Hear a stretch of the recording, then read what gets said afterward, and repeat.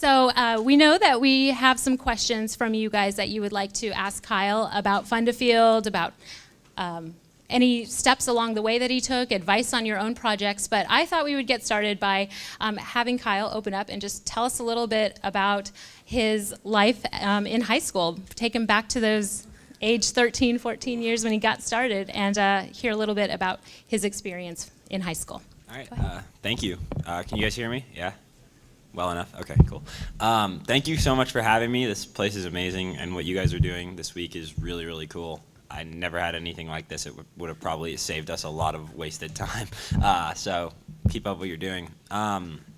So high school me, and then even before that, middle school me, were pretty awkward people. No, so we started FUNDaFIELD when I was in 7th grade. My brother was in 9th grade. By 9th grade, I had started taking over running full time, and I couldn't even run a meeting. Like, if I was in this position and you guys were our team, I would just be stuttering and no one would understand what I was saying. But it was one of those things where you do it enough times and you're gonna kind of get the hang of it and how to run a team, and it's persistence, definitely. You'll probably, and this is something more general, but you'll make a fool of yourself a couple times along the way, and that's fine. Like, you're young, you can, you have the ability to do cool things and make mistakes on the way, and people will not get mad. You'll just learn from them and get better. So that's kind of where we are now. You guys looked up FUNDaFIELD website, you watched some videos. What questions do you guys have out there for Kyle? We've got a few hands. All right. Challenge me, too. He's ready for it. First of all, what I think you do is really amazing, and I know that I myself am really afraid of setbacks as far as continuing with my plans. Mm-hmm. When we were reading our cards about how you dealt with creating FUNDaFIELD, it said that the fields were being used for the wrong purposes sometimes. Is that true? Yeah, definitely. Actually, it's a really good question. One of our, and just you literally yell at me if I say something that you guys don't understand, because I don't know exactly how much you've read about or how much you know. So just yell at me, and that's fine. But yeah, so one of our fields, actually, before even being used for the wrong reason, we paid the money for it, and this was before we handled all of the construction, because you grow and you start to take over different responsibilities. And we showed up at the field to open a tournament, and there was no field, and it was just like, where's all of our money? And it ended up being refunded and things like that. But that was really hard. It was my first time in Uganda, so you're in this foreign country. The thing you've just been working for about a year and a half is just not there. But it ended up working out. As far as now, it is really tough that fields will be used. We have a big problem where cows will graze on our fields, and you think like, okay, well, you can't really get mad at someone. They need to stay alive, and if that's what it takes, and they need their cows need to graze, then yeah, we hope that they'll do something. But what's really about for us is, when you're trying to do something to help someone, one of the biggest misconceptions, and this is a big problem in the nonprofit development world, is that like people will just go build things, and that doesn't work. That's proven again and again that if you just go build something, you've raised money, you're a foreigner. Even it doesn't even have to be in Africa or something like that. It can be around here. It will fall apart because people don't have ownership of it, take pride in it. So one of the ways we kind of solve that problem is we work with people in the communities we build committees in those communities before we even start the field. So those committees have to take on some role in building the field. So that it's kind of like, it's not just us coming in and giving, it's here's how you're going to take ownership yourself. And so for example, one of the ones we just built in Uganda, there's a metal factory, and this has happened to us. And they said, if you just build this field, people are going to come. Say we spent about $1,000 on a goal post, on each post.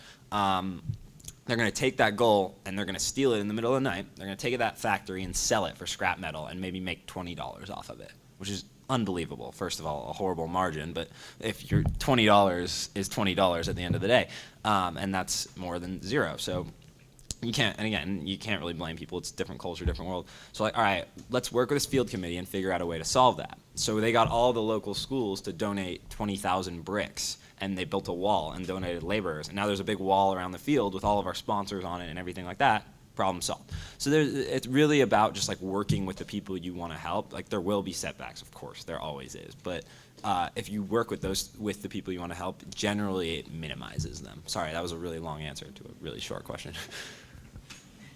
Emily? Hi. Okay. Well, first of all, I really do appreciate what you do. I also volunteer for a nonprofit, so it's nice to see other people working with that.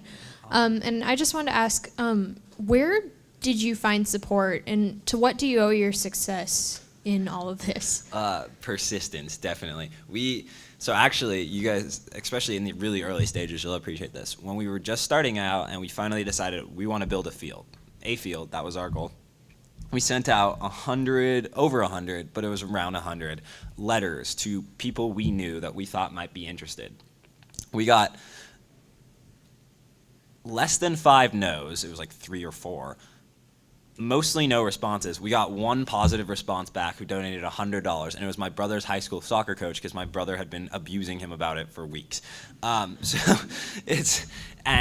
we're like, all right, well, that's not going to work. Let's figure out how we can be creative. So then we're like, if we can't convince people to give us money right now, because I mean, a lot of cool ideas don't sound like things that people are gonna give to. I could sit down with someone and explain like how beneficial a soccer field is, and they would understand. But if you were right away to hear, okay, I could build a field or I could build a well, most people are going to gravitate towards the well. Both are amazing, both do great things, but a lot of time people won't understand what you're doing, and so then you just gotta be more creative than them. So like one of the things we do is we hold something called Your Lucky Poop, where we have a cow and we divide a field into 1,000 squares, and wherever Betsy does her business, that person wins like a prize, but then we also raise $10,000. So yeah, there's so many creative ways that even if you don't have financial support, there are ways to get it. As far as like actually, how do you build an organization, because that's really intimidating. Small steps, really just, okay, I want to build a website. Email 10 people who build a website. This is one of the things Alyssa and I were talking about. Your kid, like I know you're not kids. I hate when people say that to me also, but in the eyes of a lot of adults, you guys are kids, and that actually is an awesome thing. That gives you so much more leeway. You can literally just ask people. That's how we get all of our equipment donated.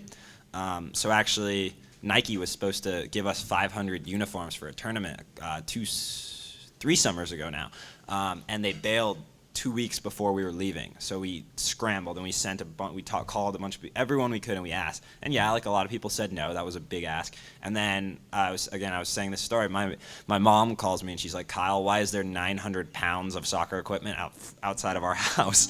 And soccer.com, they had donated it. But again, ask. People will help you. Like whatever you need, there are people who are willing to help you if you're doing something good, especially when you're still in high school. What corporations kind of helped you in the process of building all these fields? Yeah, so I mean, we've worked with a bunch of different types of people. Nike's one of them, although after that incident, we stopped working with them. Coca-Cola has sponsored a lot of our tournaments. It really has been on a case-by-case basis, though. It's not like we have this corporate sponsor will do everything for you. But they're definitely valuable resources. Corporations can be hard to work with because we want to do things our way. We know like this is how you build a field. This is the best way of doing it. This is who you hire, things like that. And corporations generally have a strict set of guidelines on giving, and you don't want to fit your work to other people's goals. You want to do it your way because generally you're the best at it after a certain amount of time. Jacob? What made you choose Angola as the first place to build the soccer field? So we didn't actually build in Angola, but Angola is a really special place for us because when we had first gone to Germany in 2006, so my grandpa lived there, and we got to go to the World Cup, which we're soccer fans. This is like, I don't know how to describe it. It's like the Super Bowl, but bigger. It was the coolest thing ever. And so when we went to a game, it was Angola versus Iran, and the Angolan fans were probably like 10-20% of the stadium less, and we just got to interact with a lot of them, and they're telling us, we've been in a civil war for over 20 years, which is like pretty inconceivable for us here. I mean, we understand war, but we don't really understand war. This is happening around them. It's family members. And so for them to be able to go to the World Cup, they consider themselves the luckiest people in their country. And that was pretty telling. And we just, they're telling us we play barefoot. We don't have a field. We don't have a ball. So some of the soccer balls we've seen kids make are banana leaves or garbage bags. That's actually a pretty common one. Depending where you go, they have different really cool, innovative soccer balls they make. And so to hear that, and we're like, okay, well, we come from a nice area, as I'm sure a lot of you do, where, you can get soccer equipment. Maybe you can't just go buy it, but the people have old soccer equipment or things like that. If you work with your community, you can get it. So we're like, all right, we're going to send some over. And then it kind of turned into, well, let's build a field first so they have somewhere to play. So now we do both. But that's kind of why Angola is pretty big for us. Vaishnav? Yeah, so I went on your website and I saw that you had a picture with David Beckham, and I was just wondering how you got like a huge celebrity to come like visit your organization and stuff like that. Yeah, yeah, that was fun. So celebrities are interesting because they all really want to help and they all want to lend their names behind a cause. I mean, they understand how lucky they are, especially someone like Beckham. I mean, he's not only is he a soccer player, but he's like a mega icon, fashion underwear model, like stuff goes on and on. But they often, like I said earlier, there are a lot of causes out there, but when something is really in tune with what they believe in. He's a soccer guy. At the end of the day, David Beckham understands soccer. And eventually, kind of, as your organization grows or whatever you're doing grows, you'll start to meet people who are like-minded. So we met. That ended up being through Nickelodeon. So they gave us an award, and part of that award was I got to go, basically meet with David Beckham for a couple days, and he basically supported us. But looking for people that have like a like-minded idea, like it's not really a case of who's a celebrity right now. Justin Timberlake. That's probably past you guys. Whatever. Justin Timberlake. You're like, oh, I love Justin Timberlake. I want him to come support me. If you want someone like that, figure out what it is that you do, and then what people who might be able to influence others kind of have that same passion, because they'll respond to that passion. They get a million requests. Those type of people get a million requests a day to help different organizations, but they want to help people that believe in the same things they do. But don't rely on celebrities. They're fickle and random, and do it yourself. It's better that way. How far do you want to take this? Do you want this to be your job when you grow up or when you're older? Yeah, I mean, that's a great question. And I think that's something that a lot of people that have kind of done similar things struggle with is, I'm running a nonprofit. It's hard to make money in a nonprofit. You have to live at some point. But I think I definitely would like to. So like right now, I'm working also in the summer at a technology company. So I'm kind of looking at how development and technology can intersect. But yeah, eventually I'd like to be running this and grow it into a giant organization. Right? We want to do so where we build our fields. We build in areas that have gone through a trauma or conflict, and because you think about here, something horrible happens to you. A lot of people, their advice would be go see a therapist. In a lot of these countries, that's really just not an option at all. There's not enough therapists, and even if there were, no one could afford to go. So there are certain things that can help mental illness and trauma and things like that. Music, arts, sports, these are kind of universal languages that have a really big effect on people. A lot of athletes, if you ask them, how they got where they were, it's because the lessons they learned playing sports and things like that. And that's why we focus on those areas. You can impact a lot of people very easily just by building a field. But I think eventually one of the things we'd like to get into is actually running therapy sessions through soccer. And there are groups that do similar things. No one that's done that specifically yet, but I think that's kind of a direction we'd like to go as well on our fields. probably have time for one or two more questions.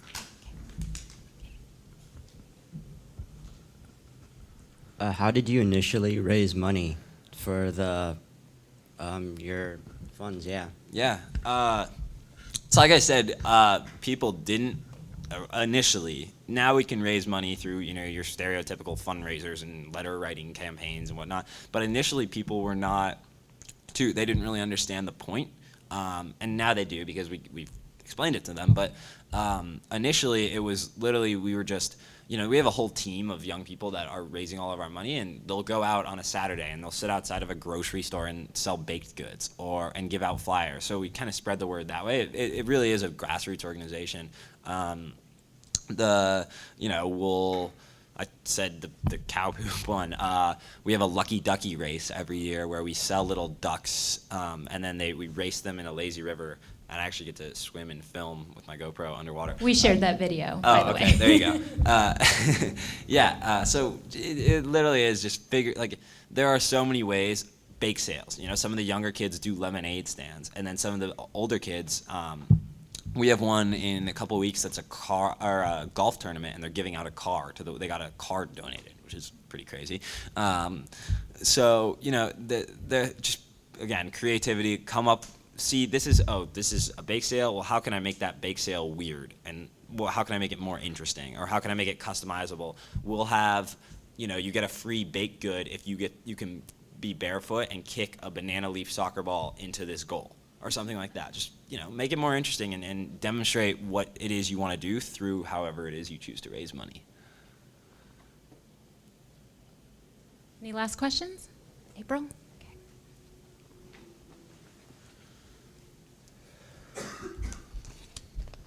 Like you said, you started when you were younger, and like you said, you had your group of your friends. Well, now you're in college, so how did you make kind of that transition where you left home, some of your friends didn't go with you? How did you carry on your organization? Yeah, good question. So, part of it is natural. People are going to get interested, and then they're going to fade out, and then some people are going to stay with it the whole time. So part of it is keeping it exciting and fresh, so that there's always more people, at least in our case, that want to get involved and join. The other part of that is we've started really using technology. So our team meetings and a bunch of other things we do now are all held over Google Hangouts.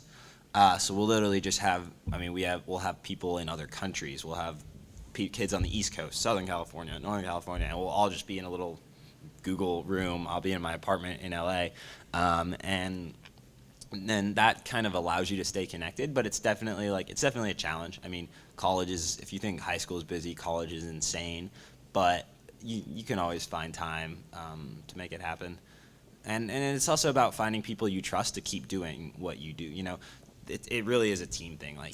I couldn't personally by myself do all the things that we do. So you start to find people who are excited and kind of have the same vision as you, and they take responsibility. And that's kind of a sign of a really good nonprofit, is when when whoever started it is able to kind of step back and watch the organization start to run itself, because that means that it's not just a one-man show, that it's a team, and it's going to continue much longer than one person is there. Kyle, I had asked you what your most interesting experience was, and you shared a story about obtaining a certain prize for a tournament. Oh yeah, that's a good one.